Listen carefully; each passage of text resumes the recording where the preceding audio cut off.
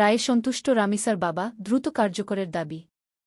রাজধানীর মিরপুরের পল্লবীতে ৮ বছরের শিশু রামিসাকে ধর্ষণের পর গলা কেটে হত্যার মামলায় ২ আসামির মৃত্যুদণ্ডের রায়ে সন্তোষ প্রকাশ করেছেন শিশুটির বাবা আব্দুল হান্নান মোল্লা। তিনি দ্রুত রায় কার্যকরের দাবি জানিয়েছেন। রোববার ৭ জুন ঢাকা মহানগর শিশু সহিংসতা দমন ট্রাইব্যুনালের বিচারক মাসরুর সালেকিন প্রধান আসামি সোহেল রানা ও তার স্ত্রী স্বপ্না খাতুনকে মৃত্যুদণ্ড দেন। রায় ঘোষণার পর আদালত প্রাঙ্গণে সাংবাদিকদের সঙ্গে কথা বলেন রামিসার বাবা। তিনি বলেন, আমরা প্রত্যাশিত রায় পেয়েছি। এই রায় আমাদের আশা ও আকাঙ্ক্ষা পূরণ হয়েছে। আমি শতভাগ খুশি। তিনি আরও বলেন, প্রধানমন্ত্রীর দেওয়া সময়ের মধ্যেই আমরা কাঙ্ক্ষিত রায় পেয়েছি। বিচারক, পুলিশ প্রশাসন, সাংবাদিকসহ যারা বিপদের সময়ে পাশে ছিলেন, তাদের সবার প্রতি কৃতজ্ঞতা জানান তিনি।